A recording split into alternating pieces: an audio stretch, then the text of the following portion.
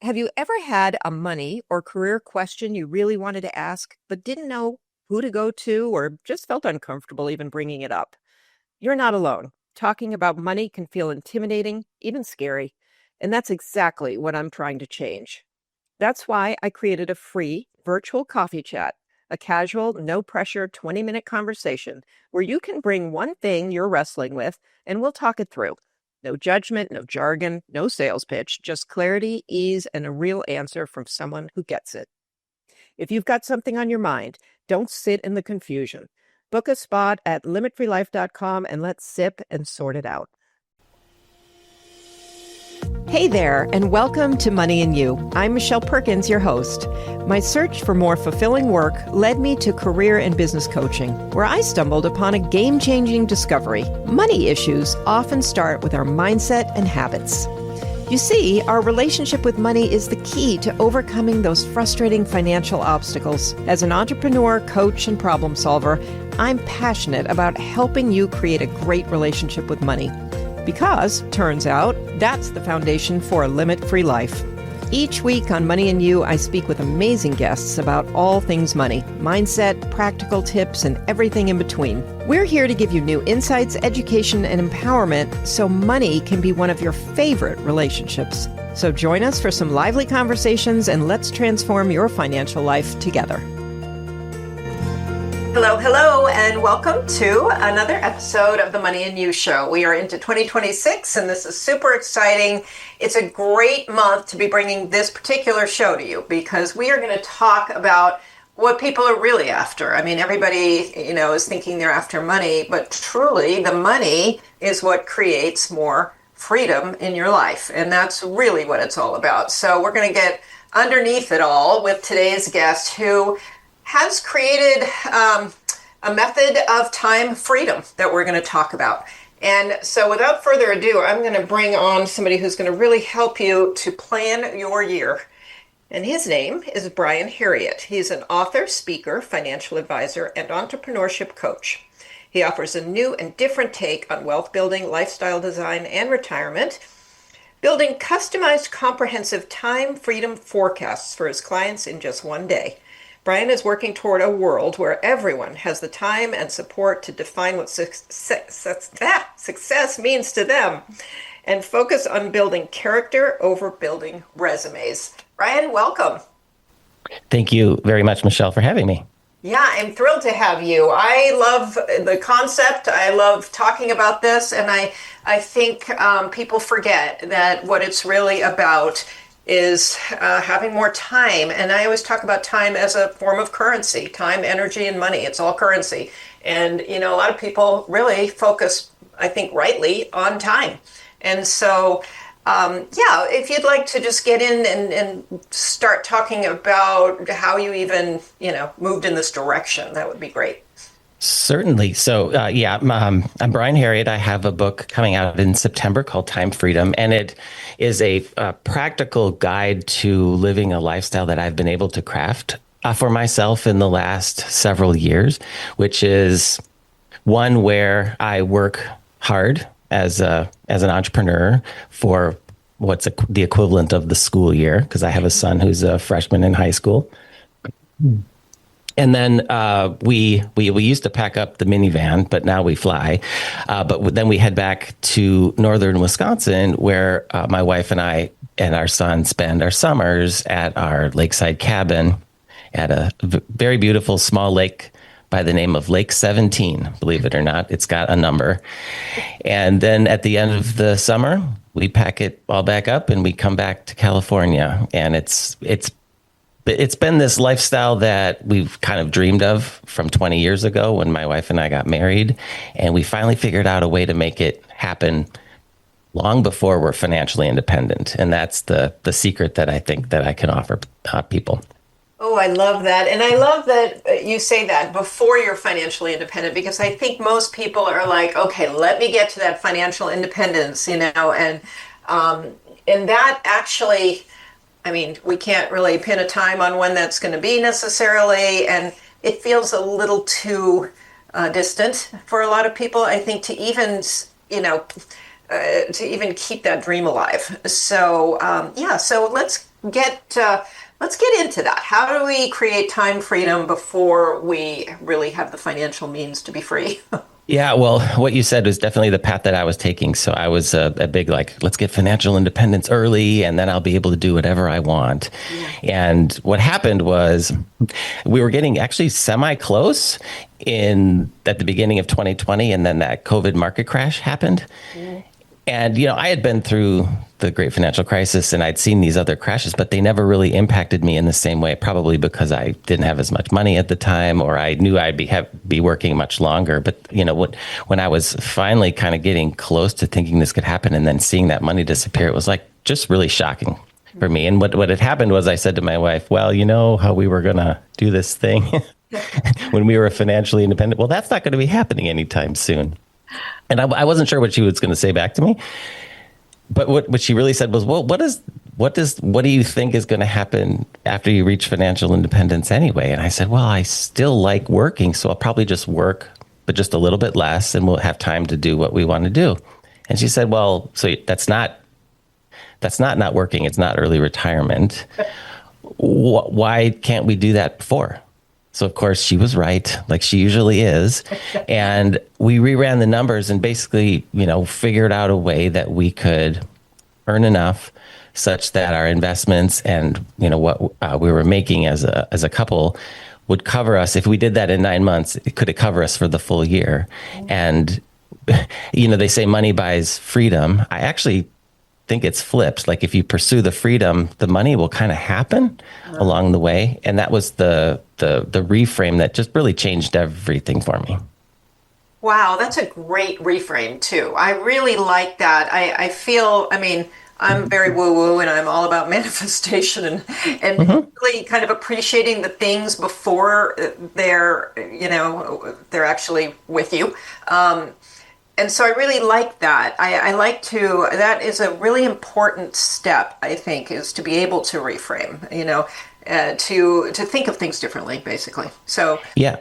And we wanted to, like, you think the reason you want the financial independence is so you can have the autonomy and the choice and the flexibility and the ease. But I believe, so you get the financial freedom so you have the time freedom, but I actually believe you should pursue the time freedom first and then the money will follow. And, it really, what it boils down to, the secret is that it's not just a money equation, it's a money and a work equation. And if you can fit those together, then you have a way to achieve this. And I couldn't find that until I figured it out myself, because you have your money and your financial people in your lives, and they're thinking at it from that angle. And then you've got your small business coaches and your, those types of coaches, and they're not aware of what each other is doing. And until you kind of bring it together, that's the secret sauce, I believe. Yeah, that's a great point too, because everybody is sort of looking at things from a different angle. We talk about that a lot on this show because, your tax account is looking at things with one goal in mind, and your financial advisor is looking at it with a different goal. And, there's some overlap, but still they're not always pushing you in the same direction. So, I love this because if you think of it even on a micro level, if something happens in your life and you don't have as much time to work, for example, you make it work. You figure out in a shorter window of time how to get the same amount done. And, they always say however much time you have, you'll just fill it, which I find for me, I do that really easily. So, because I love the idea. Actually, I really want to do this, like create the freedom first and then make the money work to support that. So what's a starting point? How do we look at it? The way that I usually describe this is to start with what I call the time freedom formula as just a baseline. And then you can kind of go into the 3 different components of it to figure out how to make this work. Most people are familiar with, even though it's not called this, the financial freedom formula, which is essentially the 4% rule or the 25 times rule, right? If you have an amount of money saved, you multiply, take 4% of that, and that's what you can live on for the rest of your life, by and large. The problem is that number has to get so high, that nest egg has to be so high that people get overwhelmed, right? Or even me, like I was lucky to save from the moment I got out of school because I had a parent that taught me the importance of that. But even doing that, I still found myself in California and found myself paying for private school because my son needs to learn in a certain way. You know, life gets really expensive. So what the time freedom formula does is you've got lifestyle expenses that you have to cover, and that equals the investment income. So far, it's the same, plus this flexible work. So I think the first part that a lot of people have difficulty thinking through is, you know, can I use my money earlier? That's the first thing. And that's a big one. Now, you don't have to, but that's one component of how you could make this work. So, you know, you have a certain amount of money, say $500,000, $1 million, you know, so this is, you know, you're lucky to have, you know, you're mid-career or something. You can actually pull 4% of that and use that to supplement and kind of, you know, help with the inconsistent income that the flexible work will provide. So then the flexible work, that's I think the secret. So of course there's ways to do this if you're fully employed, not as many as an employed individual, but if you are an entrepreneur, and I'm not talking like a venture capital backed, high growth, high scale entrepreneur. I'm talking more about the lifestyle entrepreneur, the lifestyle business. You can take your business and figure out a way to optimize it, not around maximum money, but maximum freedom through things like seasonal schedules. And, you know, I taught for a summer thinking that was going to be the secret to getting my summers off. Well, you can't make enough in America as a teacher to do that. But teaching is not necessarily the only career that you can get your summers off. Like, so, you know, it was independent consulting that did it for me because it was project based. Now it's financial advising. I just have to do the right kind of financial advising so that I can protect those summer months. I actually believe that you could take almost, I'm sure there's an example that you can't, but almost any career. And if you really sit down and think about it, like, how could you tighten up the work, you know, chunk it, place it where you want, leverage a team, like all of those sorts of things that you can do to optimize around, you know, around the time off. Yeah. Yeah, I agree. And a lot of it is just making the decision to do it. I mean, once you make a decision to do something, you know, you have somehow you start figuring it out. But if, you know, if your decision is, I'll do that later when I retire, that's one decision. But if you decide to do it now, the ideas just start, you know, they start coming to you, how you can kind of recreate how you do what you do. You mentioned retirement, you know, and that's always, you know, what I found is that, you know, so many of us that are, you know, entrepreneurial by nature, we really like the work we like. How about I put it that way? And I actually believe that if you take work you like and then you make it great, you may want to do it for a long, long time. You know, if you know, and I first heard it was I don't even know if this was a real person or if it was an anecdote, but it was the story of this international, attorney that would for trademarks or something like that. And he was well renowned and he could basically work 20 hours a week for 8 months a year.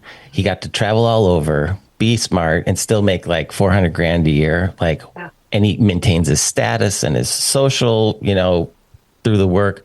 Why would you want to give it up? Like, granted, you know, maybe eventually time catches up to you and you can't work for whatever reason, but while you can, do it. You know, like, or these musicians, like, you know, they're performing, like Cher, she's like 82 years old and she's like out there performing. Like, that's awesome to me. Like, she must love it. I think she does love it, and I think it keeps her young. I mean, you know, I have so many stories like that, and I love what you're saying, because that's been my philosophy. I started my business around creating work you love, with the idea that if you love it enough, retirement is not really, it's a different thing. I personally can't see myself never working. I don't know what I might do, and we've had a lot of people coming on the podcast who have talked about this and really rethinking what retirement means. And even the ones who have done the, you know, I'm now financially independent at a young age, they're coming on the the podcast still because they're working. doing all kinds of new things. And sometimes they're just working at what they choose to work at in the way they choose to work at it, which is a luxury. I mean, it's wonderful to be able to. Well, that was I was so fortunate to have that conversation with my wife, because my looking back, what I could have done is like gone really hard and intense for another 10 years and then become financially independent, only to then realize quickly that I just wanted to do some, more flexible work. Well, yeah. I was able to get there in 2 years without killing myself. So that was a huge benefit. Well, and I love that. And I mean, this conversation has been recurring, not in the same way you're having it. I really love what you're saying. But just this idea of let's really think about, do we even have a plan for retirement? Like, retirement sounds really cool when you're exhausted, that your job is bugging you. But, the reality is, do you actually have a plan and things that you love to do that you would do in retirement? And a lot of people haven't really planned that out well. So I love what you're doing, because you're sort of doing, you're easing into different lifestyles so you can really see, what you want. And the time off is important. I actually think time off, however you're working, you need that space to think. You need that space to think about your life, your work, your relationships, everything. And if we're on a treadmill moving too fast, we don't get that time to even think, dream, envision. Yeah, this has also kind of come up for me, and I realized, now that I have gotten to a certain point, where there's a little bit of comfort, now you can kind of think about some different things. And one of the things I want to think about doing is having a more interesting life. Yeah. And I read an article that was talking about the culture in Iceland, I think it was, and how it's not uncommon for people in Iceland to work 5 completely different careers throughout the course of their life. How interesting is that? And then I heard someone else took it a step further, which was like, I'm interested in solving this problem. I'm going to get a job. I think it was like this person who'd come from like management consulting and really loved reading and had an issue with the way that their library system was working. So she's like, I'm going to come in here. I'm going to work here for 2 years and I'm going to fix the problem. And then I'm going to go on and do something different. And so she did. And of course, 2 years is coming up and everyone loves this person. And then she's like, well, I'm going to go now. They're like, what? No, you're not going to go. And she's like, yeah. And then she went on to her next adventure. And I'm like, that's such a cool way. And the other weird thing I heard is that 1 out of 10 people in Iceland will write a book. That's a huge percentage, I thought. Huge. Yeah. But what a great way to chronicle your life for your kids and your grandkids and all that. All of that. But anyway, I think I need to take a trip to Iceland. That's what that I have Iceland on my bucket list too, for many reasons. But yeah, the lifestyle, I want to kind of take a look at it too. It sounds amazing. I love this, and I hope it's getting people to think about. We sort of do things with respect to work in a little bit of a, I don't know, I hate to put it this way, but kind of the striving energy or this sometimes desperation. Like people feel very locked into things and obviously unable to make a lot of changes. So, I think what you're doing too is giving people a little space so they can maybe try some things and some off time. And I think that's a really great way to make some transitions for people as well. Can we get a little more? So we decide that we want this. We start kind of thinking of the freedom piece first, which I actually thought about this year in my planning too, because I got really tired in December, and I found myself sitting and co-working with a friend who's also a coach, and it was like mid-December, and we were both talking about how many other things we'd like to be doing. We wanted to be Christmas shopping or going to this party or whatever. And we both sort of looked at each other and were like, it'd be nice to just take December off, frankly, So I kind of have that in my mind as something to try, and maybe another month in the summer, I don't know. But yes. So we're there. Okay. Let's just put ourselves there. Now what? Now we think about all the things we have to do, and how do we kind of wrestle with all of this? Yeah, well, what you are getting at, so it's a chapter near the end of my book where I talk about the seasonal schedule idea. So the concept is that you break up your year into 3 chunks, and you've got, so let's say 4 months, 4 months, 4 months for a total of 12 months. And, in my ideal and it's different for everyone, but my ideal 4-month chunk is that I have that May through August. That's the off period. Now off, it's rest and reflection, but it's planning for the future. And also as an entrepreneur, you're always thinking about stuff. So you can't completely break free, but you're out of the day to day. So you can really start thinking about those cool, new, different things that you want to do. Yeah. So that's the summer. And then this concept of like 4 months for kind of practice where you're working on new things, figuring things out, figuring out the operations of your business, putting the things in order for which that you can maintain the schedule. And then you go all in for the last 4 months. So it's like January to April, right, in my mind. And that's when you're, because you've got a smaller number of slots, you're working with people who can perhaps pay more, you're providing really high value service, and you're, kind of cranking all of during that time, and then you're exhausted, and then you take the summer off. So you kind of work the cycle. Now you got to get there, and that's the end goal. This is not something you can like do on day one. Yeah. But what you were getting at were the ways that you can go into it. So yes, the easiest one I think is taking the 2 weeks off over Christmas and New Year's, and taking a week off on the front and the back of that, and there you have 4 weeks off. I think the second one is doing like a European holiday, the month of August off. That's what I would do probably. And then you keep adding them and don't let go of the other one, right? Or the other option is if you can't get away for too long, is just do a 4-day work week, or I've seen, now you get into the ones that only entrepreneurs can do, is you take, you do the 3 weeks on, 1 week off. Because that way, you can get a couple 11-day breaks in there, and you just keep adding these up. And again, it looks so different for people based on what they want and how their business will operate. But before you know it, you have the equivalent of 3 or 4 months off in the year. Yeah.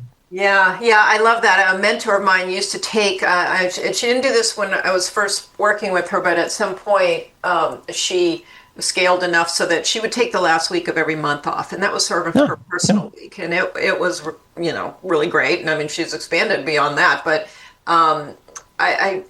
what would you say to people listening who do have regular jobs, like they can't just do this necessarily? Yeah, that's tougher. But you can't, if you save up your vacation, you can get a 3-week vacation, I believe, if you work at a company that has any heart, because you can go away for 3 weeks and things won't fall apart. Even 4 weeks, I would say. When you start getting beyond 4 weeks, you really need to have a system in place or somebody to really back you up. So it's, and then I think, if this is attractive to you, I think what you want to do perhaps is spend time, ideally you can continue to move to better and better jobs that are more flexible. Maybe they only have a 4-day work week. And then you establish on that 5th day, you're not always just kicking back and watching Netflix, but you're actually learning skills on how, entrepreneurial skills. And then maybe you do kind of move off into entrepreneur. And, I believe that there's a way to do that without having to hustle, as long as you're working on the right things and you're not trying to invent something that hasn't been invented yet. You're just taking a skill that is proven that people will pay for, and you're figuring out how to differentiate it a little bit and bring your personal flair to it. People will pay you for that, but it is a little bit of a different mindset to switch to entrepreneur, certainly from full-time employment. Yeah, absolutely. I mean, I've done it, and I know a lot of the pitfalls. It was not easy for me to go from a 15 corporate job, and intense ones where you didn't work 8-hour days. There was a lot of that carried into my entrepreneurial life that I would say it didn't fit very well. Each individual situation is, different. Like I worked as a consultant, as an employed consultant for 12 years. And then I just did the same thing, but did it on my own. Right. So that was a pretty easy transition. Yeah. And then you just keep picking up skills. I think the key is that you always have to be wanting to and willing to learn some new and different ways of doing things, how do you write a book? I don't know. Now I know, like weird things like that. Yeah, no, I totally agree. And I love that you brought up the mindset because it's so important. And I think for a lot of people, they're going to listen to this and the resistance is going to immediately come up because we don't have the mindset that we have all the time we need. I love that as sort of an affirmation. We don't really, start out believing it, but like now you've done it. So you actually can believe in this process and trust in it. And that's really, really important. So, it's important, I think, to do what you said, which is take some baby steps toward it and shifting your mindset around it.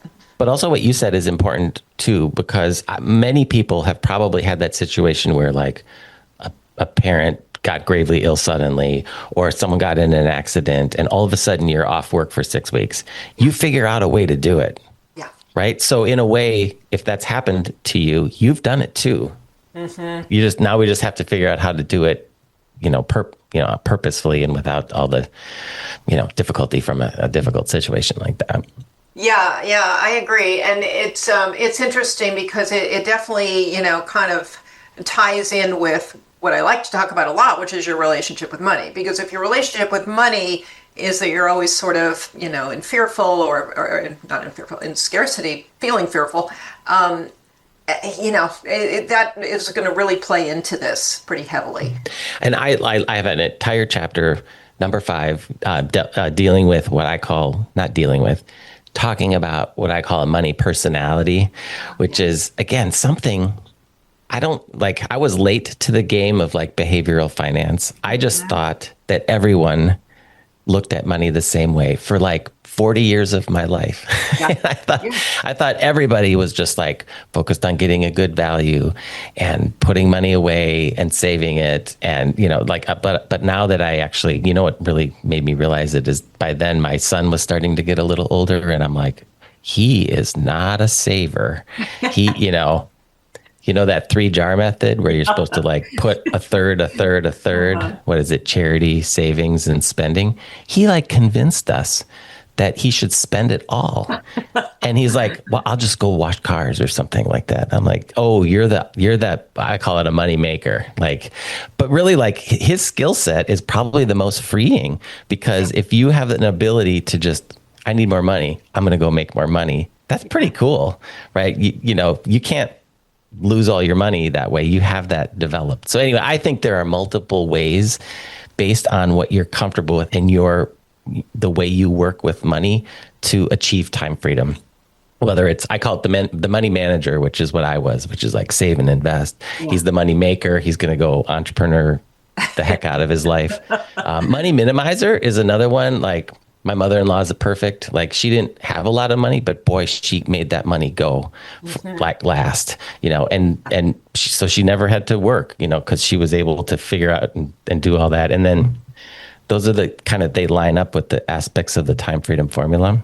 But there's another one that kind of came up as the early readers of the book were reading, and they're like, what about the person who, it turned into what I call the money masker, where like you're kind of like hiding from your kids the fact that you don't have enough money. So you're kind of spending on some things. And, I don't think my whole thing on these money personalities is they're not bad. Yeah. They're there for a reason, and the masking is hard, but ideally if you can get some of these things in place, you don't have to do that as much anymore.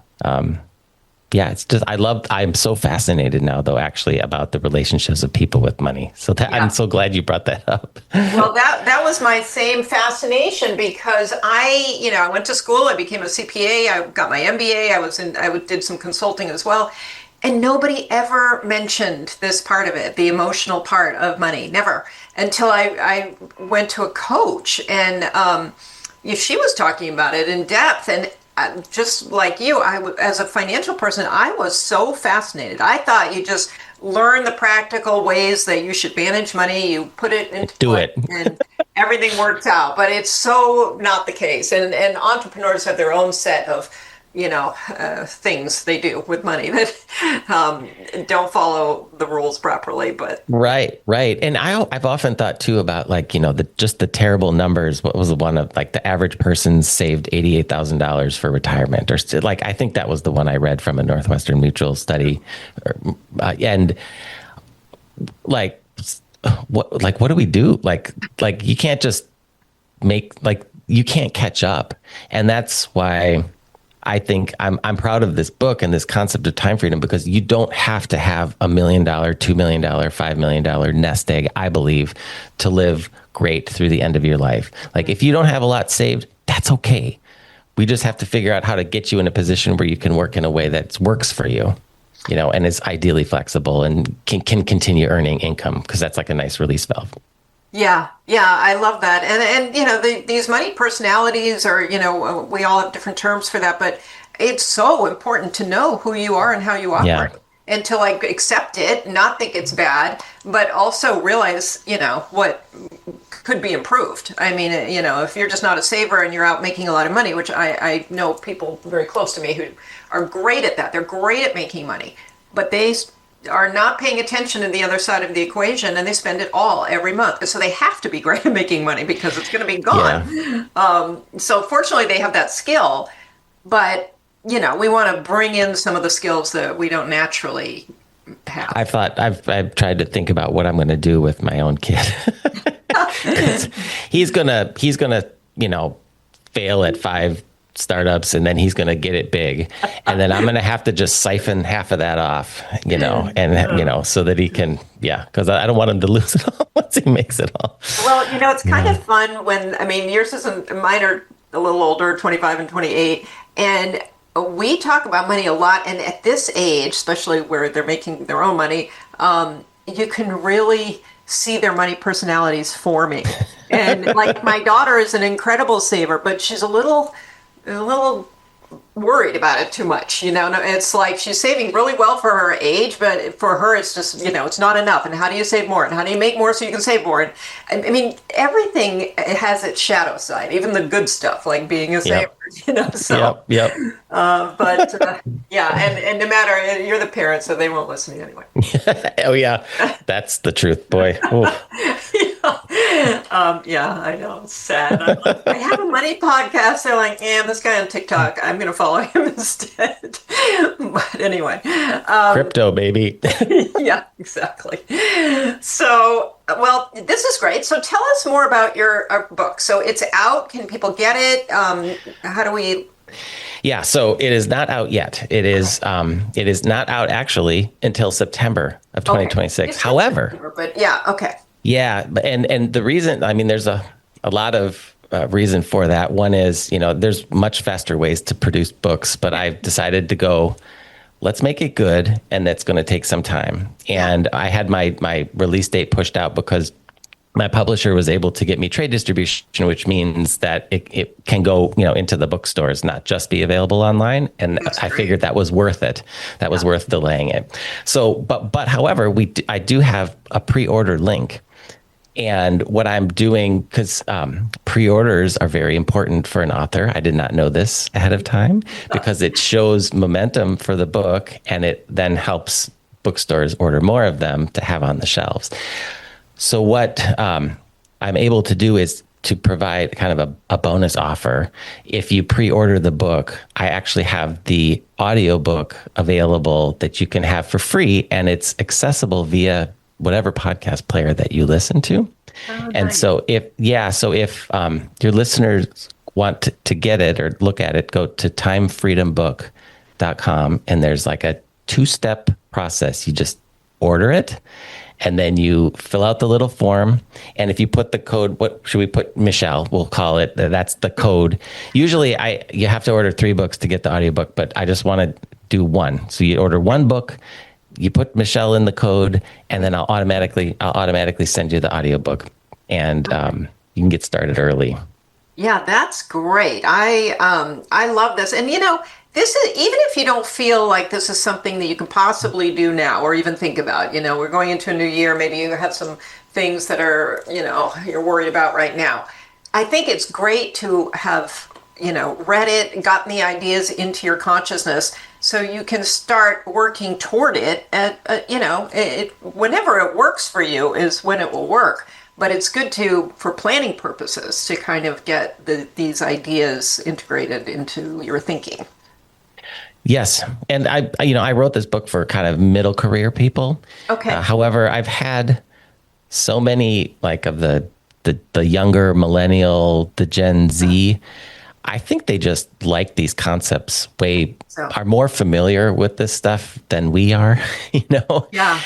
And they're like, oh, yeah, this is absolutely what I want to live. I want to control how I do things. I want to take long vacations. And so I think, you know, if you're of that generation, I think you can get a lot of this book, a lot out of this book too. Yeah, that's so interesting to me. I don't even know what generation your son would be in. My daughter's a Gen Z, but I think his is called like Alpha or something. He's in that like just at the like past G or Z. okay, Z was the yeah. But I do think, I mean, just talking to my daughter and her friends, they are thinking more about money than I ever did at that age, and I was a CPA at that point.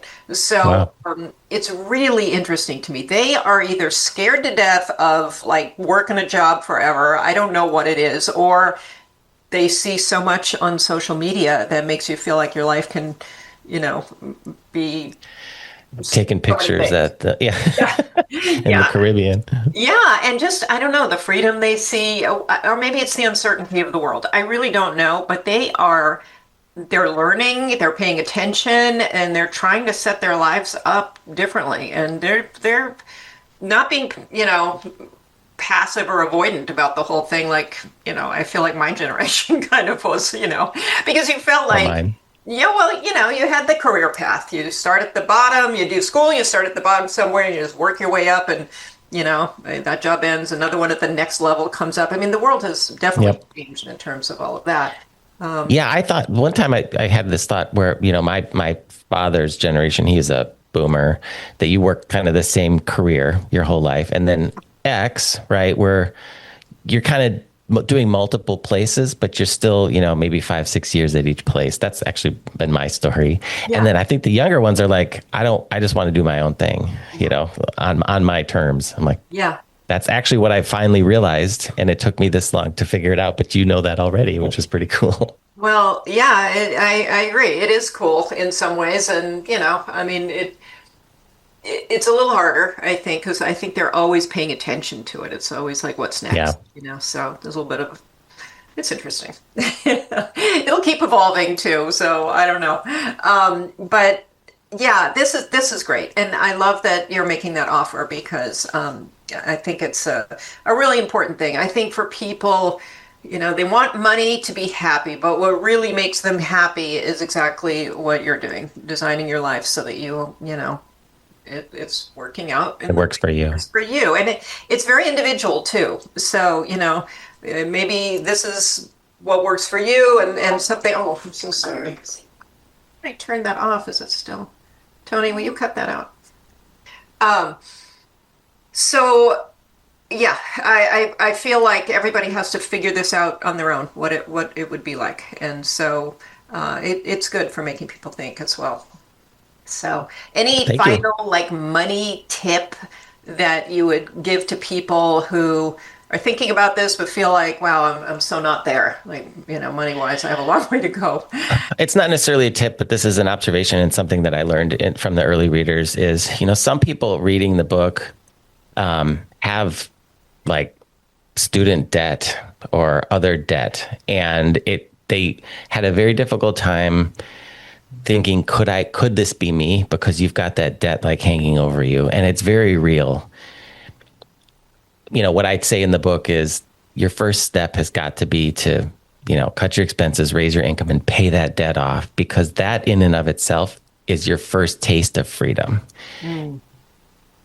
So again, you can still buy the book, but just know that the first set of advice is like, I'll be honest with you, you got to just pay that debt off. But you'll feel great once Yeah. you do. And then you can get the next stage of freedom, which is, I want to work half year, or whatever it happens to be. And it's not, I don't think this is like a 20-year journey. It can, you can do this in 3 to 5 years. I mean, you're not going to do it in one day, which a lot of places will promise, but this is it's, if you're thoughtful and you have intention, you can do it. No matter if you've got that debt hanging over your shoulder. It just may take a little bit longer. Yeah. Yeah, that's great advice, actually, because there is a little cleanup here and there that we have to do before we can embark on some of these new. No shame, no nothing. Like, I remember that those college credit cards pushed on you the moment you got there. Oh, I was so glad I had a dad who's like, don't get them. Yeah. Not everybody has that. No. And is that some of the type of thing that's in your book as well? Those kinds of. Where I get into like spending and things like that is in a chapter that I have around kind of these 10. There's I think, I've read many a book on that, and there's 200 tactics that you could have. I actually consolidate them down into just 10 spending principles that I think are helpful. And that's where I get into those sorts of things. Yeah. Okay. That's great. Well, thank you so much. And tell us again where people go to access it. And also you have a podcast that I do have a podcast. Yeah, the Time Freedom Podcast. Yeah. And season 1 is all about the book. Basically, I just talk. I have a co-host, Kirby, and she's a little further. She's earlier in her journey towards time freedom, whereas I'm in it. And so it's a great back and forth discussion. I think is very helpful to listeners to kind of see the two perspectives. But in season 1, we talked through all the concepts of the book. Season 2 comes out in January. The end of January, and I'm taking guests. So we've got Mike McCallowitz and some of the, I'm trying to get some really good people on, and again, people that are living time freedom in different ways, so that we have more models. But yeah, that's the podcast. But to get that book, go to timefreedombook.com, and when you get it, put the code word, the little code of Michelle, and then you just have to buy the one book, and I'll send you the audiobook right away, like right away. And not just a part of it, like the whole book. So it's like 2 books for one. How about that? Great. And you can listen to the book on a podcast platform. Yeah, it's this new technology that I learned about where it's a private podcast. So you get a link, you click through to it, and it just shows up in Apple Podcasts or Spotify, and it's just for you, but it's right there. It makes it very convenient. It's pretty cool. I didn't know about that. I can tell you about it offline if you're interested. Yeah. Okay. Wow. Very, very cool. Okay, well, Brian, thank you so much for joining us today. It was a great conversation, and I hope it sparked some interest in people's minds when they're, especially now at the beginning of the year, looking at your calendar. Like, you have the opportunity right now to start putting this into play, even in little small ways. So, yeah. Sure do. Thank you so much, Michelle. It's been a real pleasure. Yeah. Same. So thank you. And audience, don't forget to go and, grab the audio book. Buy a book, grab the audio book. It'll be a pre-purchase of the book. And then you'll automatically get the audio book right away. So that sounds great. Sounds like a great planning tool for all of us. And I'm really excited about this. I'm excited to sit down, and I usually do this on January 1st, but I haven't quite yet. And plan out the year, and I'm going to incorporate some of my days off, and they're going to be the first thing I put on my calendar. Some vacation. Great, that's right. Yeah. So thank you so much for being here, and if you'd like to reach out to me, it's Michelle@limitfreelife.com, and I'd love to hear comments, ideas for shows for the year. We're getting off to a new season ourselves, so thank you so much for listening. If you like the show, please share it with your friends and family. And I'm sure you can think of some people who could really use this show, especially if they're really overworked. Rate and review the show. Give us a like, subscribe to the podcast, and we'll see you next week.